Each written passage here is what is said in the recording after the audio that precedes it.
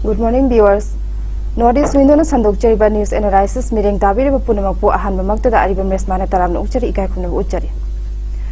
Ngasi aikhoi gi pause singda kari karamba maru oiba pausing phonglibagi haibadu khanone ne bagi damakta aikhoi gi studio asita lengchindra leibire mayam gi thodang da sarugi abiriba aikhoi gi mayam nasu thoido hendokna sakhangbiraba oza mingoina panjarabada ASHANG KASAR social activist po ahan bamakta da notice window gi maike degi taram na uchari oza bo ikai khuna uchari oza.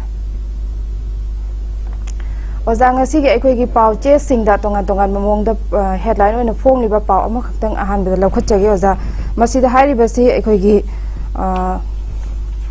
Federation of Civil Society Organization Force ki President TS Manihana phongdokhibada phajin khiba sing thadorak trabadi leibak kangkhong cherakpa yai haina phongdokpiri masi manipur pumba ngasi dagi pung nifu nipan gi general strike lauthokre haiba sini phajin khiba sing adu thadorak trabadi aduga masigi mari leinana oza atopa pauche da pongnofam pauche da phongliba sina aikhoi hanagi DGP oiramba National People Party ki National Vice President su oiriba 𝐍𝐄𝐿 na phongdokpada pestok chathariba loop ki luchingba sing phajilagadi manipur da santi suglak lakloi haiba wafam su palioza aduga masigi mari leinana oza aikhoi honorable CM Birena phongdokpada lenga ka santi gi wari sanabagi yanaduna yana che sign taunariba loop mioi sing phaba punba tauge hairabadi state lengak ta hana khangalaknaba Ministry of Home Affairs ta khangan khibaga loinana pha khiba sing mara leramdrabadi khudakta thadoraknaba wafam su thamgre haina aikhoi honorable CM Birena phongdokpasu pauche sing da phongba thengnajare oza masi matang oza gi bo phong khara tang phongdokpi khoigi Reshma hujiki manipur ki situation se yamna lure election se lakadabadagi kitang sum inthabakumna oi ubo wani election se loira kandade adum amu continue tawgani maramdi hojik manipur da chathari basi prajana khanbaga ama aduga leader singna khanbaga ama prajana tothorakpana ama leader singna tothorakpa ama sumaina cheran toran lambi sida adum chatpa kumna laire kari tawgadabano kari tawribano karmaina common issue da chakadabano haibase iu ude adum yamna akhoi se blind da moindi akhoi khanbase chumi akhoi na tawrise chumi akhoi khangjare haire na tawramba yai dubu akhang hai singna phajana munna mase nainaba kanda yengsaluba kanda di potse akhoi serana ama chakre aduna hojek haire chumi mi phabagi ngarandegi khra langdana general strike haina tawri adu hoi tawpham thopagi moi kaino tawbo oiramgani aduga pendabadigi ngasai chumdabadigi adubu laibak yamna thibadi aina ngarang tumba yadaba amakhakdi ngasi se metric exam hauba numikni aduna hoi metric exam hauba singdadi thaba singdadi relax pi harasu mi amagi wakhanda aina haibadi yamna nungaina ningthina ma exam thabadi ngamoi tension de dum leigani ado sidi pra life akhoi gi career ma spoil tawgadori bani aduna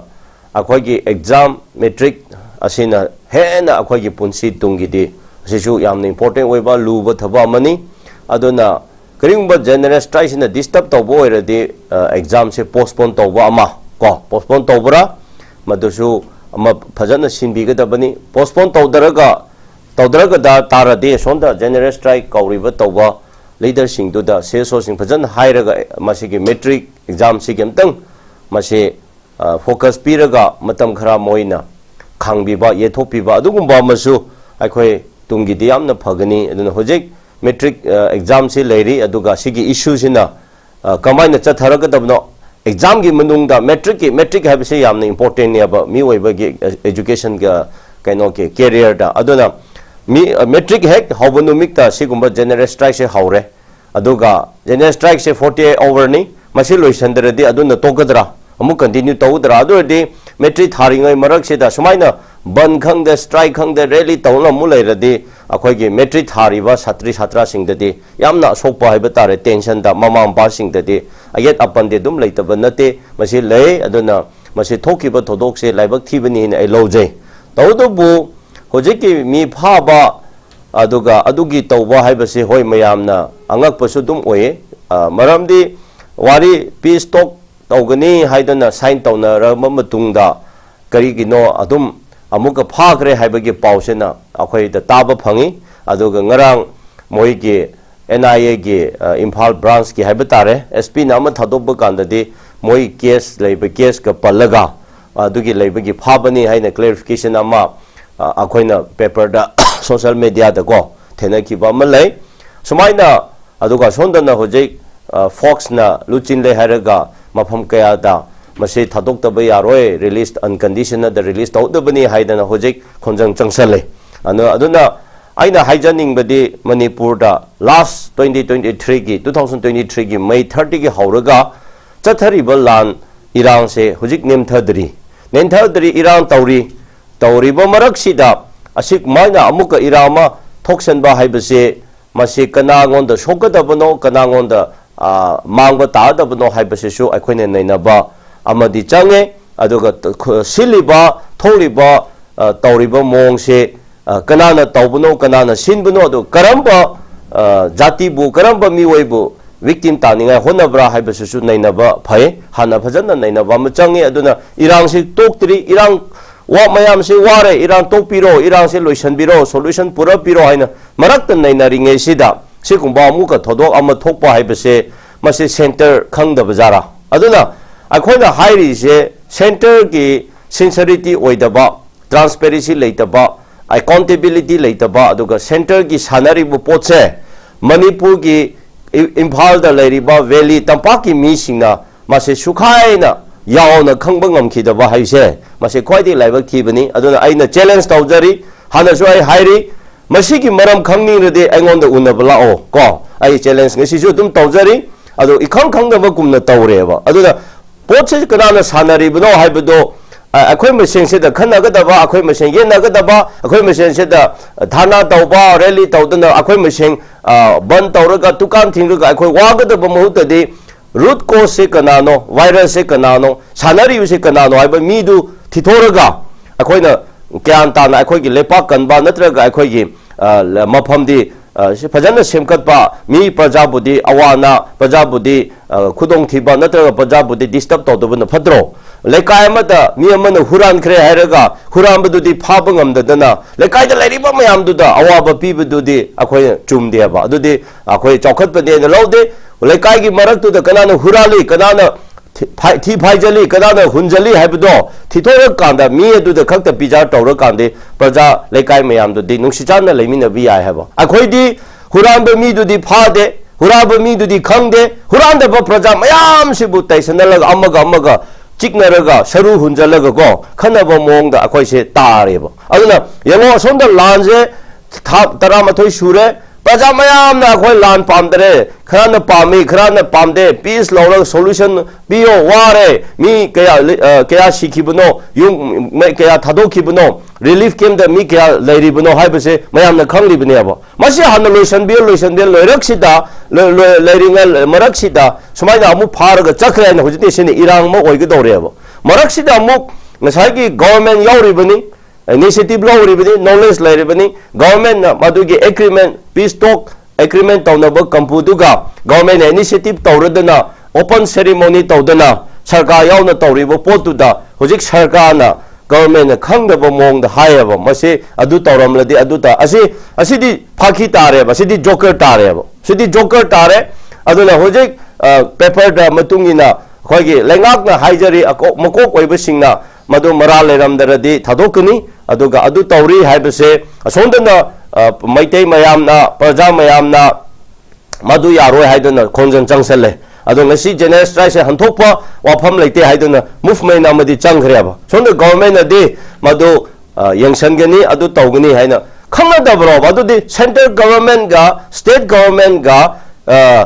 relationship later male aw natra kep kya oina leibajano kep yamna leiba mongda haire adudi kep leiba tarade nahangi amu langde May 30 ki lan tawrari basida di amuka center ga state se kep leitaba kumna nagna dum chatpa kumna uba ado hantak ki amu tholiba thodok de kep chawna laiba kumna uba aduna manipur se kariya sera akhogi nga lepham da turen da bom thadaraga nga se tawraga loina chatlaga makhada khara chatpa somno khara toba mina khara khunba adungbo mong amata hoje ichai chaina leire yam lure aduga ngasai issue da lawriba mayam ada tawri mayam se hoje tumina leiraga hitha kapiraga pantharaga hoje ti election da mai onsanba mo hawreaba ado masigi chanaba se India da north east da world na karamba state karamba jati karamba mi se adum ikhang khangdana vision laitadana policy laitadana hingbra mina sanari se khangdabra ahibidi am laiba lari haibidi laiba paisa paibidi mayam laiba adubo politics de politically de akhoi nil chatpa haibse karamba jati no karamba state no karamba mi oino haibse hojik yamna haisingba mina di loina khangba hawreaba aduna aina thamjaningdi hojiki tholiba issue ado akhoi di angakpo phawe ai akhoi wakanda shanti purakni haiduna shanti ki tamakni haidana wari du saraga wari saringai maraksida sumaina amu phakre haibase krishna teba problem create tawbane masini aina thamjaningdi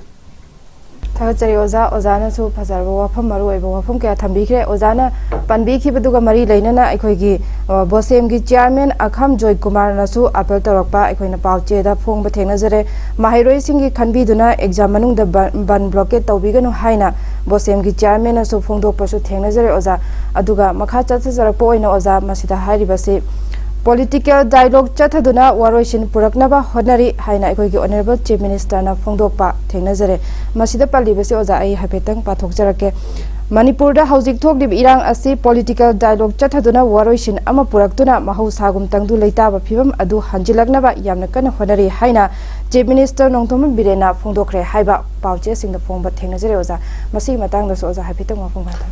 Hoi, ahanbada kagi board ki chairman appeal tawbadudi amna chumi aina su ngasigi sigumba ayuki naina basida opportunity lauraga ai su aigi my humble appeal prajada tawningi ngasai na ahanbada su haigre metric exam haibase akhoi life akhoi education ki career di achauba step amani haijariba maramaduna pendaba pemba mayam leirasu tungi khalaga metric ki exam ki manung da di exam thaba numik si da di ko ani ban khangde mase ching da su tam da su loina yauna haibani ko manipur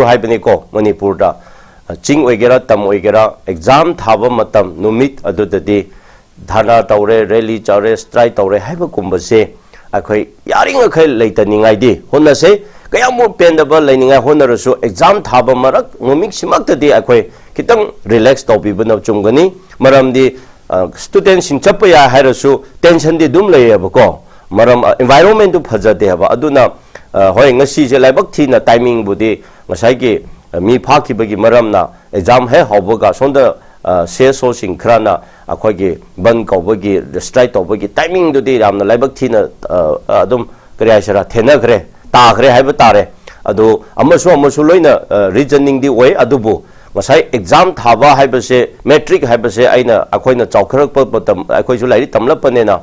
yamna life education life ki career dadi masi yamna chawba step khonthang ama numik matam du oibani na ai cha nangi cha mayam su tharibni na ko ai ngonda sokpani nongonda loina sokpani sidi manipur gi tungi yumbiren future gi pillar oigada singe madugi career khanbiraga exam thaba numik tadi ko any ban tawning rasu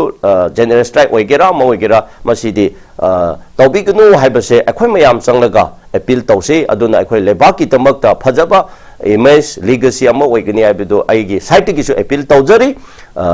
ani subada hujiki chief minister gi statement do oi akhoi chief minister da aide personally oina akhoi nungaitaba leite political party oina su akhoi nungaitaba leite aiga maduda aigi kainosu mathausu tade as a citizen of manipur as a citizen of india ama oina manipur da thokliba india da thokliba punamak se akhoina nainaba kanda madugi in general term da akhoi gi in good term da akhoi gi society phaninga gi tamakta tungi tamak khalaga aduga political singna political party politics shan singna oidaba padaba chumdaba fi tawdadana ba madu puto tau ngang laga akhoi tungi society da shokadaba youth sing kaya da maduna mislead tawgadaba punamak adugi khalaga akhoi platform da nainara lakpani ado akhoi na khara nainaraga achumba ashengba khara natraga discussion tawbada puthokpa agenda mayam se politician khara na lengak singna akhoi bu sheran na lawraga moi bu yetna bani moi bu yada bani haibalom da chakhibase ai adum laibak thibane na lawe aduna ayu kya su wa asigi matang da di haibdi haining de adubu ai statement du pajare ai khange ma ngang ba du su akhoi na khangkhre akhoi na lakchaning ba wafam di masi kariya sera fadana naini asidi amarom da politics ki mahausa gi wa kumna tare 11 months suraba seda akhoi tumi na dum laira irang se tauri aduga platform kaya da ngang khiba sakhiba akhoi adu tawgadi adu tawri aina chainer ama tawma mayam do adum yengba kanda di aidi wari anirak sare habadu karamba ground da karamba condition da sabno khangdre ko madu aigi personal oina di aidi thajaba ngamde hoi unara wari habena saramba ya do officially wari saraga solution pura ningai lambi di udri ado saramba tarade pura ningai tawradi am phai puraksnu akhoi di pura iran lan tawgnu haibani hanade gi so adi haibani lan se swai di imphal da peripheral da kuki mafam khara da maitei gi mafam khara tabada kapna tawna bani MLA maseng minister maseng di tawna de MLA maseng minister maseng di Guwahati da Delhi da kadai da dum unari adum kuki gi minister ni so dum minister ni haina thaba dum tawri MLA mayam su tolop dum chari mai facility phangli mai lepham da dum function tawri adu rom de yengba kanda di aduga service tawba mayam tolop enjoy tawri police yawba mayam security state security forces yawba mayam topa natadri mai lepham da tawraga thabak mai mathau du tawjari haijari ba adu mai tawbudana lan tawba ise laireba leitaba khraga laireba leitaba masenga nomai paiba khambu khraga sum adugi lan oina laksaleba ko aduga ngasai hairiba MLA mayam liga leader mayam political party mayam adu minister mayam di lan da yawbna teba moi maseng di aduga ngasai gi tha 18 sujalak pusida madugi khonthang du loba tarade yamna phai kidang mayam na su madu result phanglamgani aduga adu ai hairadi adumaina tawnaba kapnaba aduada adum amuk thokta tada bo isinu sumaina pi sari anira unarega hayeng amuk aduda kapna khare hairade maduna kari mu haigadoba ko aidi madu adum chamana ba aigi site lay adu bo hoji khatang phadaraga leibasidi kari sunate election ki process mayam haure election ki campaign tawnai lonna go openly tawbasu yawe lonna tawnabasu yawe maduna 18 lok sabha MP election je April da tawgadabagi maram oiduna hojik candidate se loina laigada mongda honari banena masigi na maram oiraga diverse tawre hojik tampak tasu ticket kanada pigini kanada piroi ado kanada kansira kanada doroisira magi kana oisira haiban naina balomda masai langi ama wakhan se lerama concept se thukai ba diverse to thokre ko ado social media da uribani nang tawda lepkada bani haina campaign vote tawra lekai da chatpa mayam so khodum uri ko masi domda election sigi da diverse tawkhibane ba matam khara ana habdun election hello kanda amuk tawakani ba potse aduna solution pura ninga honari haibududi tabadudi yamna nungai honabiyo hon akhoi pamjabadi hanasu akhoi tha amani the solution du puro haibane chahi ama phau dore adubo anirak wari sare honari hairaga government ama leina hore madugi solution du puro pangamda bataradi madudi akhoi kari haigadabno aduga hojik anira unare wari sare honari haibase madugi mami madugi policy plan de akhoi mayamna khangdarasu leader khara seso khara nadi khambam di thoina go adu karamba condition da wari sabno lan se loisan se solution se purak se hairade mase lotpa yaba nate openly adum pesidi peace dialogue tobo se akhoina mayamna khamba yaba da pochu khara dum lai aduna hojiki CM gi statement du di election se naksalak pegi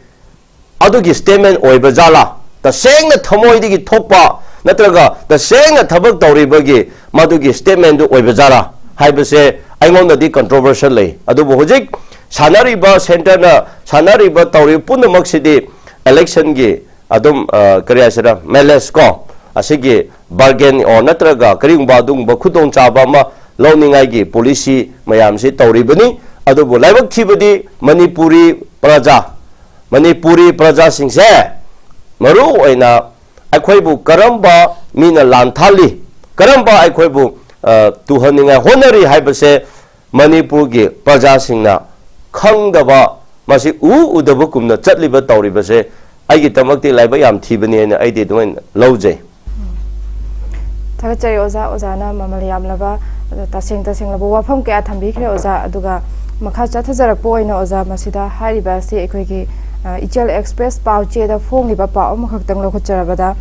Churachandpur Kangpokpi Ukhrul district ta UPSC exam center leiragani haibasini masida paliba warol asi chatliba tha asigi tara humdoida tharakhiba cherol adugi matung ina commission gi examination sing chathok chasinda khudong chaba mafam yenglaga lehengadabani airport railway town school college sing anakpa yengduna examination pangthokpham ohengadabani haina phongnyoza masigi matang doza habiteng mafam khara phongdopi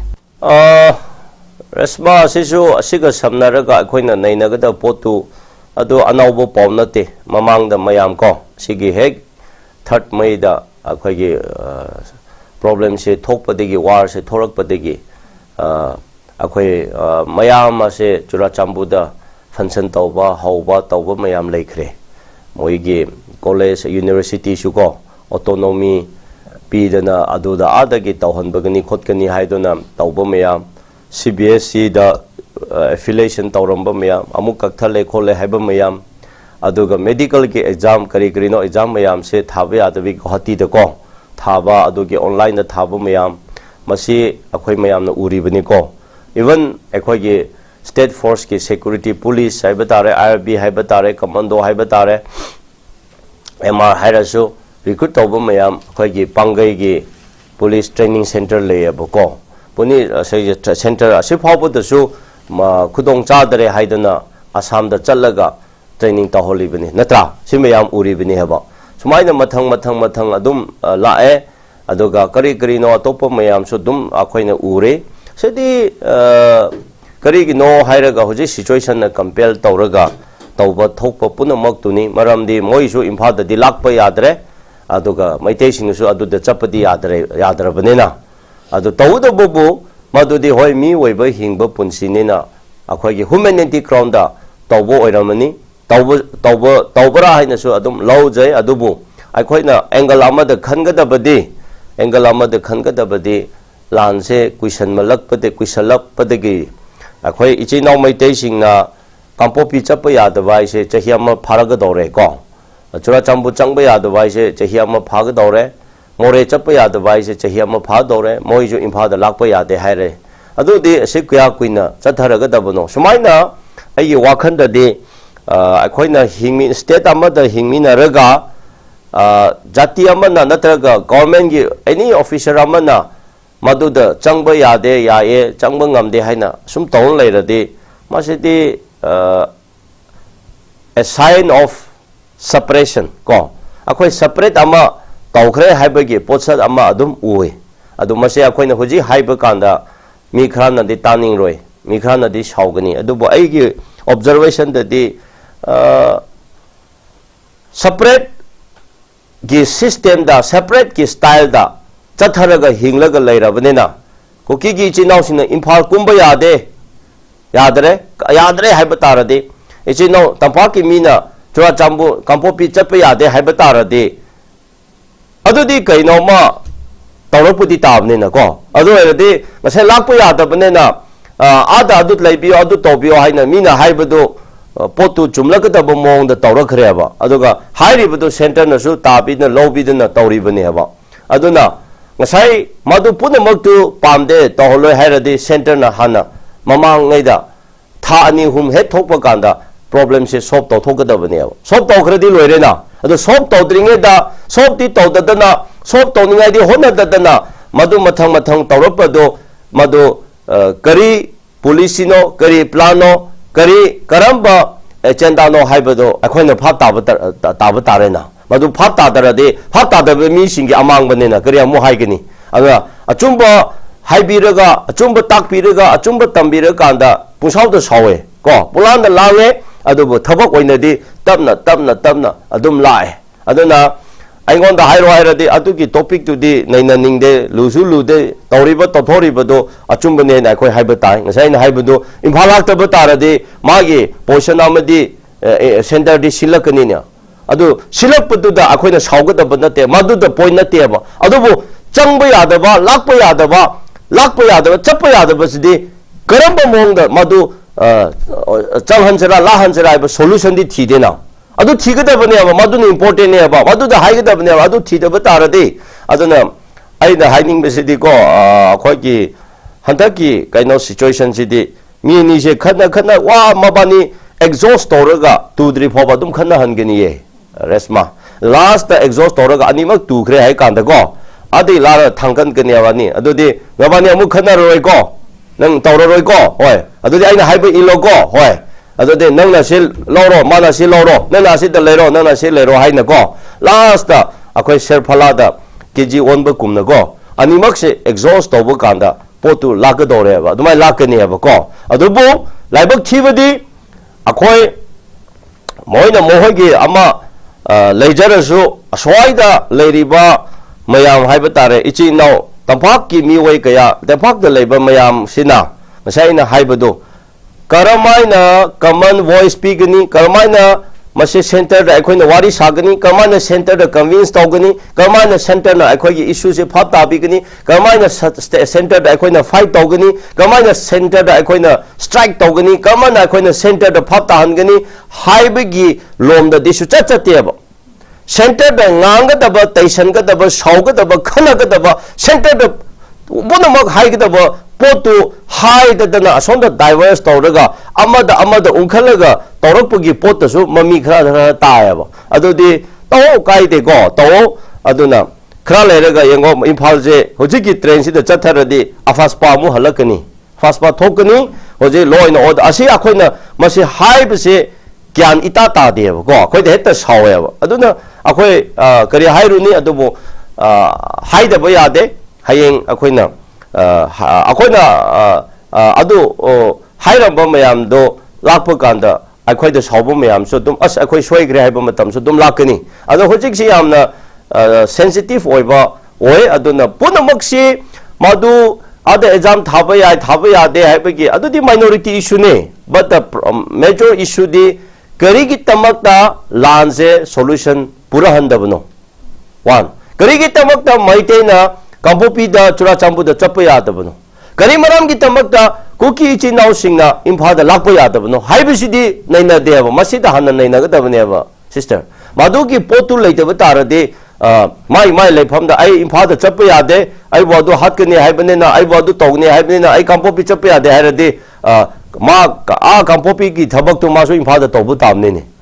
churachambu gi mi da su impha da lakpa yadabne impha gi thabak tu mai churachambu da thambiyo haiba tabni na adudi kari adu akhoi madugi impact madugi loss madugi future gi impact to di karino haibadu di government sina khangadabane government na prajana khangadabane adudi prajana government na khangadi kari tofam thai adu oiradi center da khanghalaga solution ama pigadabane moisu lakpa ya laksunu asonda su chasnu haibagi lambi ama thong ama hana saba changdro adu thong du sadringai dadi hairibadu potu adum tabane adubu madugi potuna kaya kuina chakani tung kaya madugi matungda kari lakani haibadode akhoigi mina pha taba changena adu tadaradi kari hairuni sine potse thagachari oza phajaraba mamaryam labo wafam maroi ro wafam kaya thambigre oza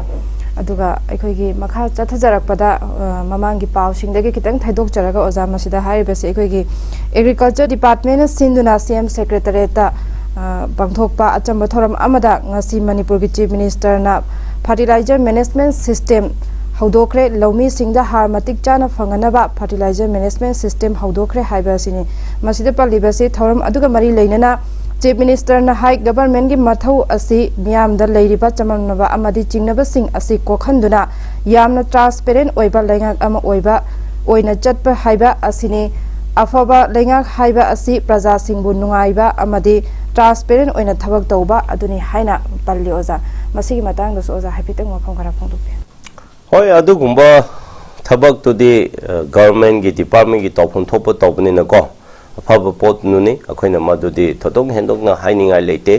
hajan adugi tawphum thokpa mayam do de adum tawbiyo tawri aduga phataba loina phatte haiba nate government nasu department kaya nasu minister mantri mandol aduga MLA kaya nasu afaba magi leba angambada adum thabak tawba yauri akhoi uri tawri adugi tamakta thakachai adu tawdababu system di kitang akhoi chumna niyom chumna tawhningi any beneficiary natraga scheme natraga project any kainoma lakpa kanda akhoi da hojik phawbada leina ama leibase kok taribase kari no airaga pham thokpa yamna jinin oiba phangadaba mina phangdaba ko phangroidaba miduna dum phangba tawdaba mina tawdaba tawroidaba mina tawn leiba sigumba mayam akhoi leibase masidi checksin bio haibase ai hainingi adu oiradi thabak to mai pakani transparency oigani aduga akhoi gi hojik manipur gi chatna lomai je kaino ma tawbo yadaba di yadaba thado yaradi yaina thado cabinet na pass taw khiba memo leira potu da final ondo kari gi do secretary da natraga government gi any file ama da thamari manga tara changsali base karino aidi khangde aduna chief minister da ina haijaning mudi ngarang du yamna phai phabo oiresu aina haijaning budi atopa da loina su yengsan bio phabio hojik akhoi gi file process toriba mayam tha ahumari yawba leire pension gi khangde any kainoma gi khangde process gi khangde adu gi khangde file mayam se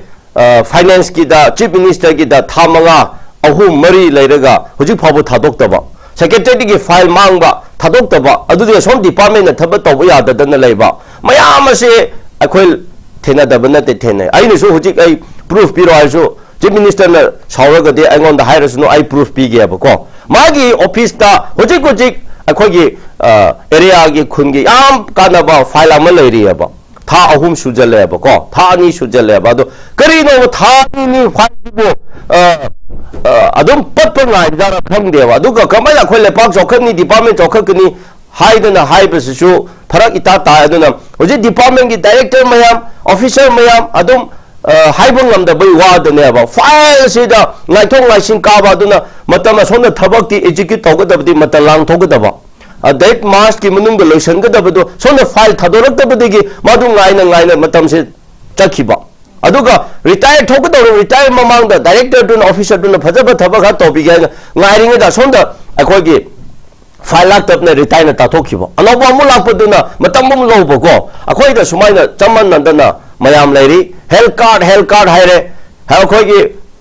PMJY gi prime minister gi health card haibado kamaina list adu tawbno hai kanda hana economic social census thiba kanda list yaw khiba singe hai adudi social economic list ta madu survey tawbu kanda khun da yum da chalaga tawde haba imphal da leiraga kadai na lambi du unaraga pui salaga hujik village every village de yengo even ai khun da ko even ai ipa phabu de yaw de ba ai bu pop ipa se wana leijaba mini tolop chaba mina cha de ba ko akhoi towan na leikre hojik towan na leire adu ma phabu de yaw de ai khun da lukhrabi mayam se yaw dri heba adu kari gi no ai kanda hana census thi adu census thi do aina ai khun example pibu wane ko khun da laraga yum da changlaga census thi de heba tolop di chari heba ko aswadi imphal da unaraga cha thami naraga ikhat bane hai adode gi dimi 100 henna huji left out tawkhre ba ko PMJY gi card phangdan leire PMJY de yaw da bising do chief minister gi health card same HD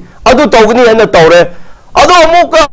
chahi kya change net halkum dum prat tawdo adu da yaw da ma hada kaina chela ga gi khun gi mase leitabadi yade adana hospital da chalaga DC da tanaraga mi kuntrara ko adum chief minister ki health ngara ham kak approve taw bi abo ko hoji card phangdri aina example pi bin adum ba ichi no tangkhul gi khun mayam da naga gi area da leiri aba aduna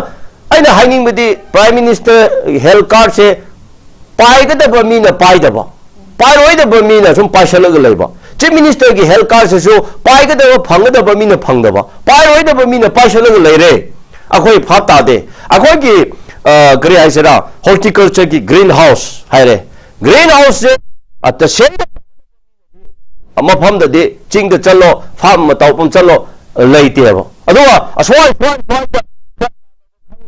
ऑफिसरसिंग नत्रगा farm मचा मचा तौबसिंगना पैसा याम पाइबसिंगना मु green house से साजलगा अदुम तौ लेरे अदो सोंददी करी हाइरे department दी यंथोखरे हाइगनी अखोई एरिया इसिंग थुमग्रे समर्स होइग्रे चादोंगी एरिया ग्रीन हाउस अमतंग थमलगा अखोई चार सेमजगे हाइदुना चाही मरी मंगा अखोइना होनर निरकपदि ngasi फावबद पीदेब फंगदेब तौरिबसे अदो स्वाइदा अदुगु ममांगदा मुका इसिंगी अखोइगी वाटर टैंक मयाम लाकपदो अदुम अदुसु ngai अदु होजिक तंपाकते होइगेरा चिंगदे होइगेरा मफम कयाददि टैंकी मरम काइना इसिंग लेतबो को अदु ममिंगदि इसिंग अदुगी पैसा काइखरे जेल जीवन की तौखरे है मैम दुम हाइबा असी गवर्नमेंट न यंगसन बतरका ले अदुना ngrangi दु यामना फै बदु आइना येक नते अदुबो अदुमाइना फजन मसिना बैना लेपा की गवर्नमेंट की अफबा ओइगनी प्रजा की ओइगनी हाइना खंगबि बतारदे अदुमाइना हाइबकुमना अतोपो ओ अदु करिगी फैक्टर नो करिगी लुप होल नाइरगा आई तसेंगा हाइगे आई चैलेंज तुम तौगे मोइने यानिंग यानिंगदबसु ओइसनु अदुम आइगोंद ताथिरगा ताथिसनु आई लेबागी तमक आई हाइजब ngangjabani अखोइदि पॉलिटिशियन ओइरसु फै ओइदरसु फै कारसु फै कादरसु फै अखोइदि लेबाक्तु फजन निंगथिन चलाइरगा चुमना तौरगा करप्शन लेतदना लॉ एंड ऑर्डर फजन लेरगा अमगा अम नुसिनरगा याम इकोनॉमिक चौखतना लेबा सोसाइटी लेबाक स्टेट अम ओइबियो हाइबनी मदुस ओइबा कांदा गुड गवर्नेंस लै कांदा अखोइ प्रजादा मरक्ता याउद्रसु ngandrasu yai ahoi MLA oirasu oidrasu tarka tade amoromda ko tawdu hojik MLA mayam ningthina thaba tawbra akhoi thithok seba sigi inquiry commission am tawdeba akhoi adu proof piba ngam kha tawba lei minister mayam se office fajana kara ningthina leibra midi unna ningi do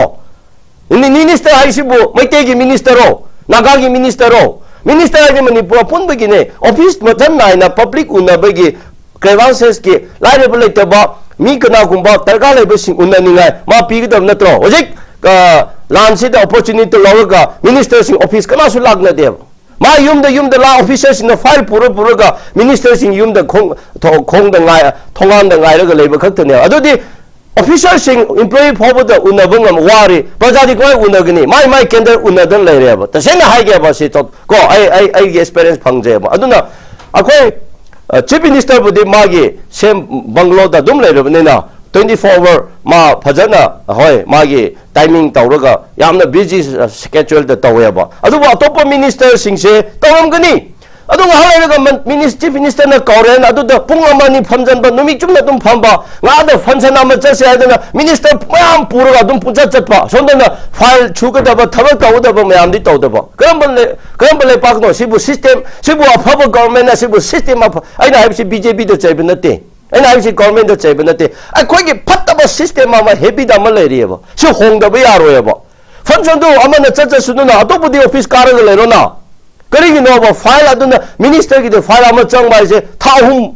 करीगी पनिगा लेगे याय हारेगे यादक थादोना यादगदी याद्रेन थादोना पैसा पांबे गिरो पैसा चागे हेबे गिरो हा करी no अब अंत हायरो अब सिना असमाइना खतर मदर तौरगा मिनिस्टर से मैते की मिनिस्टर खक्त कोइनसु उब खरासु दुम लेरे अब को नागा की खक्त होइनसु दुम उरे अब वारिबु नागा की मिनिस्टर में हमनसु मसे कोइना हाय मणिपुर की करी फबल लेब्रा से तौबियोब को अदुम नतना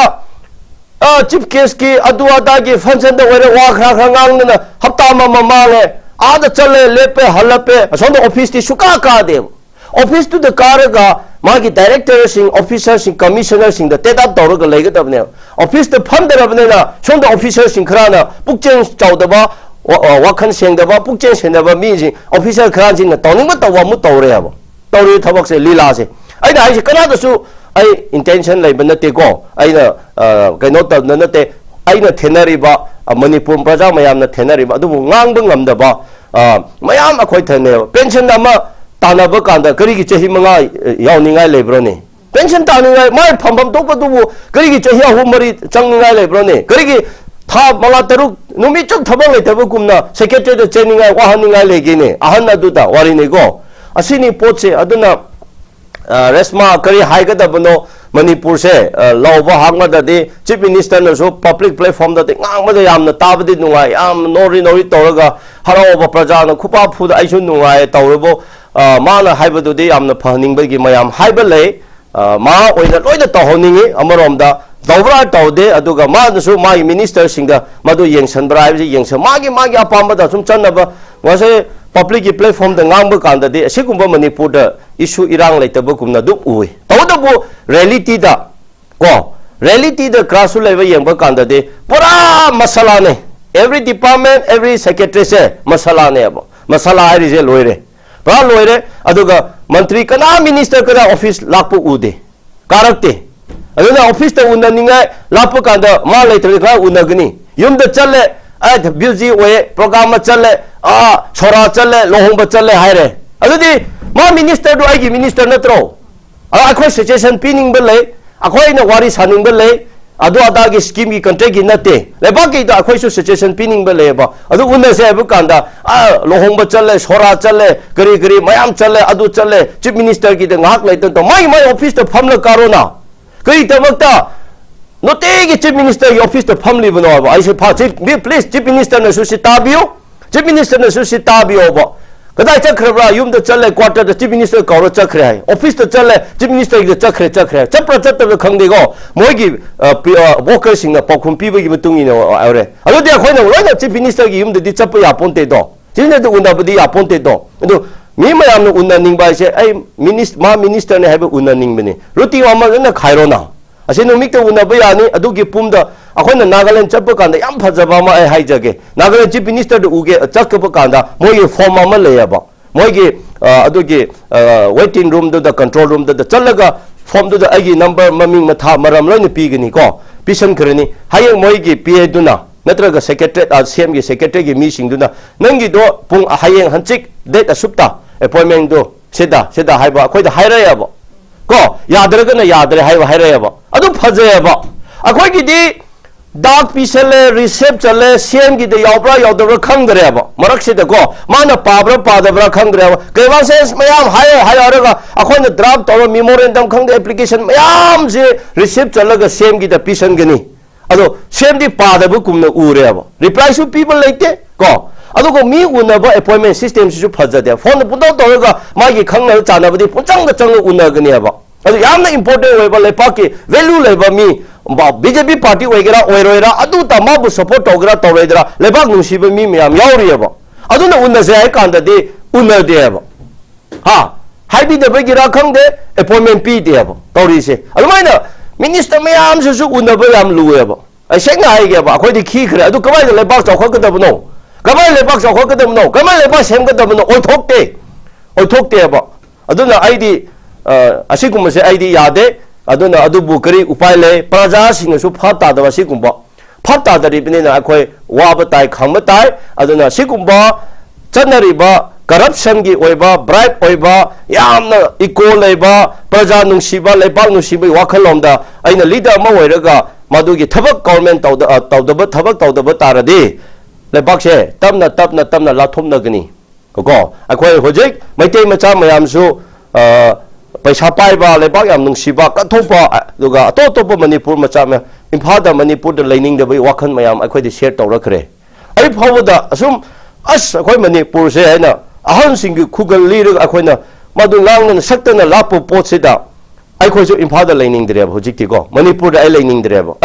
ai kai da angamba leiba mayam non thoraga gadai da no ai bisi akhoi su wakhan je marak ta phawa ba garigi ngasna aina lawjaba tawjaba mayam se kanai tamak no Kuki gi nate maite gi nate Manipur gi oina khoi changjarak pune ba Reshma last kalu paman akhoi da threat ka taw warning taw kanda de state na kari kamai thokram no taw na hangbi ri bro gomna kana da risk oi private ki risk tum ta ya ba hoji aina kana law ya ba Manipur gi community amana aingon da threat la kane ba madu gi threat responsible to state na law ro na tro sine ba khoi pot se aduna taw da bu government chalariba system se yamna soi oi mantri khradi chamba phone tawraga paikhallaga ahing da oiso ayukta unase ai maming di haira roi ko adung ba unaba amani je dum yauri akhoina tawriba chaliba sida khangbi duna ko even akhoina masi adugi meeting ama चकदौरेने अदुगी meeting तरगा लेने अखोय फमिनरगा वारी खरा सासे HYBE कांदा ए अदुदी तौरोना हाइदुना मागी मरु मपानदगी करि हाइसरा अखोयदा चाथनिंगा हाइब तारे सेंग हाइबदको अखोयना मीटिंग हायर तौबा अखोयगी होटल खंगदे अदुगुबा खंगदे ए पुथोपिगे हेना माई अगांसिंदा सिलगा पुथोपा असिगुमसु लेतब नते अदुदे आइना लेते हाइना हाइबि यारोय मतेंग पांबा अदम वाखंदा थमोयदा इनकरेज तौबा मंत्री अमनिदे दुम यावरियाबा अदु लोइना मन नते हाइजरिबा अदुना करी हाइगदबनो खंगदे अदुना ngara चीफ मिनिस्टर ना हाइबदो यामना एप्रिशिएट तौय फै तौबिउ तौदबु होजेकि मागी काउंसिल ऑफ मिनिस्टर से फजना फंक्शन लान लेरसु लेत्रसु फजना फंक्शन तौबिउ लान लेरे हारगा फंक्शन तौरे हारदि लेपाकी मांगबा ताबनेने लान लेग लेसुनु मिनिस्टर अमगी कैबिनेट अमगी मथौ तौबो याबा डिपार्टमेंट मयामगी मथौ तौबो याबदुदि चप चाना आई तौहनिंगे हाबसे आइगी हम्बल सजेशन ने थागचरे ओजा ओजाना ngasi अखोइगी न्यूज एनालिसिस असि खुदोंग चाब लौरगा प्रजा मयामना फोंदोकप ngमदबा कया वफम कया अमसु ओजाना फोंदोक पिखरे हाइनिंगा लेतना ओजा मरक थतना ओजाबु थागचरी अदुगा ओजाना ngasai panbiखिबदा अखोइगी सरकारना प्रजा मयामगिदमक्ता लॉन्च तौरिबा सिस्टम कया असि अखोइगी लारिक लेसु हाइजदबा लाइरबा प्रजा कयादसु चपमानाना चाकथुंगसिंग असि फंगलब्रा हाइबादु येंगसिन हनिंगबगी अपांबा दुसु ओजाना फोंदोक पिखरे यामना नुंगाइजे थागचरे ओजा हाइनिंगा लेतना अदुगा लोइसिलकपदा ओजा अखोइगी पाउचेदा फोंनिबा पाउ अमखक्तंगा लखचखिगे ओजा मसिदा हाइबसी अखोइगी इलेक्शन की बैनर सिंह मैते मेयकना चाउना थागदबनी हाइना अखोइगी मिटे इरोल इयक लोइना सिलोल अपुनब लुप मिलाल कंगलै पाकदा फोंदोरकली हाइना फोंब थेंगनजरे ओजा मसिदा ओजा हाइपेतंग मफुम खरा फोंदोकपिरो मसिदी होय मोइगी इंटरेस्ट अमको कइनोमा मोइगी चौखनिंगाय अम तौनिंगाय प्रमोट तौनिंगाय दि हाइबा ओइरंबा याय ओय अदुबु हुजी मणिपुर दा करी फिफम दा लेब्रा हाइबदो मयामना फाप ताबिरगा मणिपुर लोइनमक्ता अदु चकनी तौगनी हाइबा इम्पोज दी फोर्स दी यारोय मोइगी तौनिंगबा मोइगी एरिया दा तौबा हाइबा ओइरंगनी अदुबु आइदी हुजिगी मतमदा हुजिगी सिचुएशन दा जंजर से दा हाइबा तारेने आइदी अदुकुंबदुना हेना इंपोर्टेंट नते हेना लौजैको मदुगना कोना दुम तौसे अदुगिना इंपोर्टेंट नते हुजिगसे अदुगा मदु मसाइगी मी कंपु खराना मैते मसेंगदनेको यारदे इलेक्शन से तौबिखिगुनु हाइबगुंबसु दुम लावेबको अखोय लान साना लोइसनगनी सॉल्यूशन पुरन अदु तौरिङै दामुका सोंगी सेम कम्युनिटी अमदेगी इलेक्शन के अदु अदादो अदुमाइना तौगनी हाइबसी अखोयदी कंट्रोवर्शियल याम चले अदुना गसाइना हाइबदु कमन पॉलिसी दा कमन प्लान दा कमन स्ट्रेटजी दा अखोय से चत्ते हबो मी अमा माना मा लेकाय लेकाय की तौनिंगबदो फोंथोनरगा चटपुकुमना मणिपुर से हिंगलदी स्वा यारोय मी अदुगा मदुने इंपोर्टेंट नते अदु अखोयना मदु तुंगी खल्लकांदा अखोयदी मदुगी इंडिया दा अदुआदा पुरा मर्ज तौसनिंगबगी कांसेप्ट तु थमगनु हाइबने अखोयना हाइनिंगबदी को अदुना होजिक मदु हाइबदुदी होरें अखोयगी मणिपुर दा मल्टी इनी ग्रुप नि ट्राइबल नि नागानी कुकी नि हैना मु लेरियबा अदु अदवाय लोइन तौरदे होरें नागागी एरिया खरादा वारीबुको कुकी एरिया दा खरादा अदु यारो अखोयसु अखोयगी लोन दुदा अमु इगदबने हाइना मयाम लाक्सलदि असिदि मी जनरल चनबा वर्ल्ड दा इंडिया दा हिंदी हायरे वारे इंग्लिश हाइबसिदि मयाम चनबने ना को दो मैते कइनो हाइबासे मयामना पाबा हाइबदि नतेबा पाबा हाइतबा मीगिदि करिया मु ओइगनी अदुसु लुद्रो अदुना होजिक तमना तमना तोपा दुबु होजिकि तंजादा होय मैतेगी एरिया ददि अदु तौगनी हाइरदि फयबा अदु होरे मादुना लोइना मणिपुर दा हाइरदि अदु पाबा हाइतबा मयाम लेरिबनेना खंगदबसु लेगनी हबको अदुना आइदि पोतु मादु होजिकि टाइमिंग ददि अदु तहोनिंगदे अदुगा तौनिंगरसु मादुदि प्रोसेस अदुम तौरोगो अदुगा सुमाइना फोंलगा लोरगा अदुगा इंडिया दा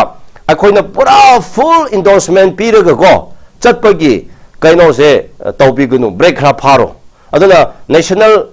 पार्टी दा यावरिबा बीजेपी ओइगेरा कांग्रेस ओइगेरा अखोइना हाइनिंगबदी कांग्रेस ओइरसु बीजेपी ओइरसु स्टेट की इश्यू स्टेट की इंटरेस्ट दा चटपिरोबो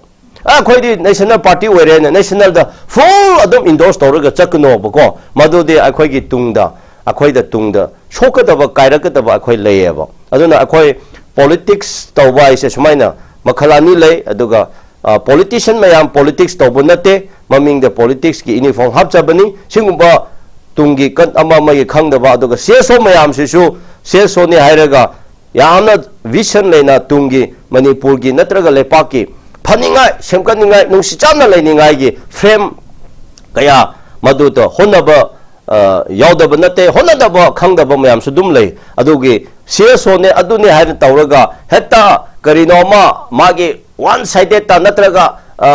one line da interest amada adu akhoi tawro loire akhoi ga pamadu thumlaga loire haibulom da chatpa go sigum se tawbi gunu manipur se multi ethnic group ni 34 tribe na leiba adum state ne haijari ba adna kalup ama magi khakta state tawraga ai kalup na se tawdabi ade ai kalu na se phangdabi ade ai galu na se hairi indabi ade haina chakhradi ha chakhradi akhoi manipur se ngahal lerega strike tawba ngahal lerega thana tawba yaye yade amana demand tawgani amana oppose tawgani amana mu haigani amana oppose tawraga sum leringai da akhoi di world da chokhat pai bise mapunsi da phanglaroi aba sum tawraga akhoi cholong sura dum loithokani mi mayam hoje akhoi ju chahi a yausale wari buko ahansi mayam yausa sum tawraga masida asigi patta akhoi taraga pat asida koi masida hinglaga leiringai da mi atopagi society mi kalupti wangna economically ko politically moigi socially yauna moidi yaukhreba ado akhoi sibu singapore aibisibu akhoi ga kari khenage akhoi gi su jehi lisingani leiraba aduguma jati ni haijariba adu ngisi Singapore ga akhoi compare tobu yade Dubai ga akhoi compare tobu yade maramde akhoi gi hingliba system situation sina akhoi chokhat thoran da lakadaba leitri hojik another 100 years oirasu akhoi gi system se hongadaba mande ba aduna masi laibak thibani nei thamjage thagachari oza yam nungai jai oza na phajakraba mamaliam labo wafam kaya phungdok pikre ngasi gi akhoi gi north east window na sandok cheriba news analysis asida oza gi achin matam kaya kaithok piduna akhoi gi studio asida lengbirak tona mamaliam labo wafam kaya thambibagi damakta oza bo amko sana ikai khunbu uchari thagachari oza ngasi gi di north east window na sandok cheriba news analysis matang esta loishin jare meeting tabiri punamapu amko hana thagachari